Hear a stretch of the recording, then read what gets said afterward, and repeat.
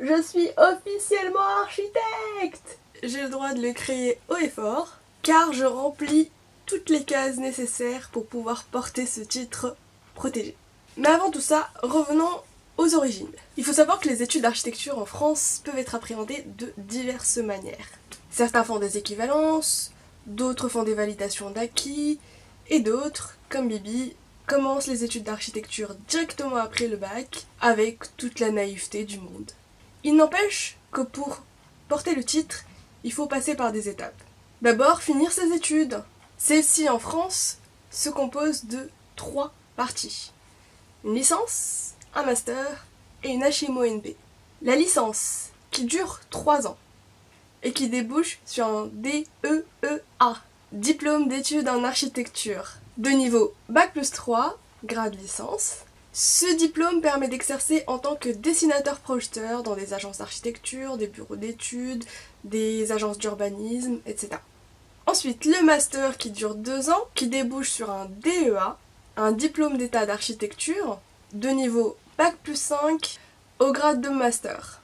Ce diplôme permet d'exercer en tant qu'architecte DEA, pareil dans une agence d'architecture, une agence d'urbanisme, paysage, dans un bureau d'études, sauf que il ne permet pas le port du titre d'architecte et il ne permet pas la conception ou la signature de projet. La 3e étape d'étude est la HMO-NP, l'habilitation à la maîtrise d'œuvre en son nom propre.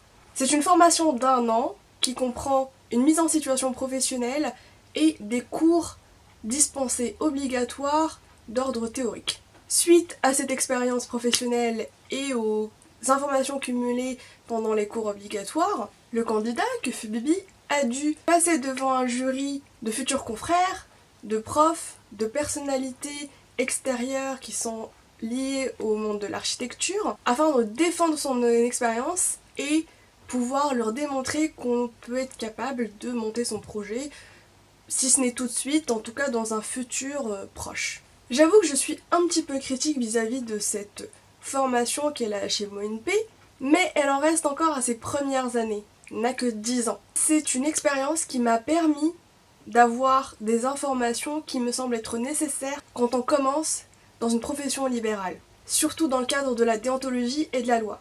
C'est toujours nécessaire de couvrir ses arrières quand on engage sa responsabilité. Une fois ces éléments validés, on passe à la partie administrative. Donc effectivement, pour pouvoir porter le titre légalement, il faut être inscrit à l'ordre des architectes. Pour pouvoir être inscrit à l'ordre des architectes, il faut composer un dossier comprenant un CV, une lettre de motivation, un extrait de casier judiciaire vierge et aussi le chèque de cotisation. Une fois que l'ordre accepte le dossier, il faut quand même engager des procédures pour pouvoir obtenir une assurance dédiée. Je rappelle qu'il faut couvrir ses arrières. Et une fois l'assurance obtenue, l'inscription peut être validée et l'ordre des architectes nous envoie un très joli papier nous confirmant notre inscription à l'ordre des architectes et à l'annuaire des architectes. Et quelques semaines après, on est convié à la cérémonie du serment avec tous les confrères qui se sont inscrits à la même période.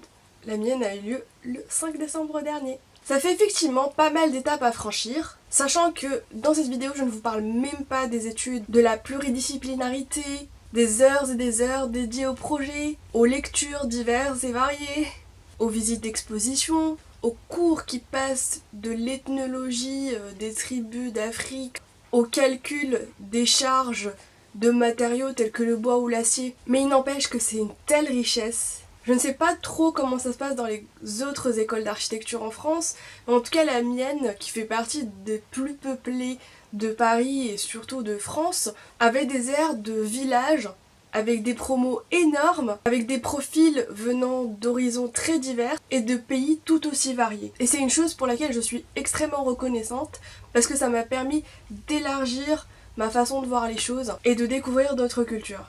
Être architecte, c'est pas seulement faire des plans de maison, c'est chercher à avoir une vision globale des besoins du maître d'ouvrage, le client, et d'essayer de lui apporter des conseils, des solutions et un accompagnement, afin que ce client puisse se retrouver dans un espace où il ou elle sera à l'aise et qu'il ou elle pourra s'approprier de façon intuitive et naturelle. Être architecte, ce n'est pas aussi seulement être payé pour faire des plans. C'est avoir des garanties quant à l'aboutissement de son projet. C'est une profession comme une autre qui mérite rétribution égale au degré de travail fourni, voire même plus, car l'architecte, alias moi, engage sa responsabilité de professionnel, même s'il ne fait que dessiner un petit trait au crayon sur un mouchoir de papier. Du coup, si vous ou un de vos proches avez des projets d'architecture, que ce soit de la construction, la réhabilitation, du réaménagement, etc., et que vous êtes tenté de vous passer d'un architecte parce que vous pensez que de toute façon vous y arriverez tout seul et que ça fera par la même occasion des économies financières, sachez qu'avoir un architecte, c'est aussi la garantie de pouvoir vous retourner contre lui ou elle en cas de malfaçon. Et c'est toujours ça à prendre en compte quand on réfléchit à un investissement sur du long terme.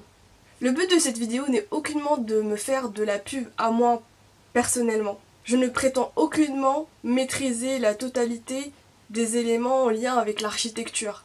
Ce que je vous conseille de faire, c'est d'aller faire un tour sur le site de l'Ordre des architectes, qui comprend un très bon outil pour pouvoir trouver un ou une architecte proche de chez soi. N'hésitez pas à en rencontrer plusieurs afin d'en sélectionner un ou une qui soit le plus proche de votre vision de votre projet. Après, si effectivement mon travail vous intéresse, n'hésitez pas à me contacter pour en savoir plus. Je vais finir cette vidéo en vous disant une chose. On a tous besoin d'un médecin de famille. Et de temps à autre, on a besoin d'un avocat référent. De même, il est nécessaire de cultiver un lien privilégié avec son architecte.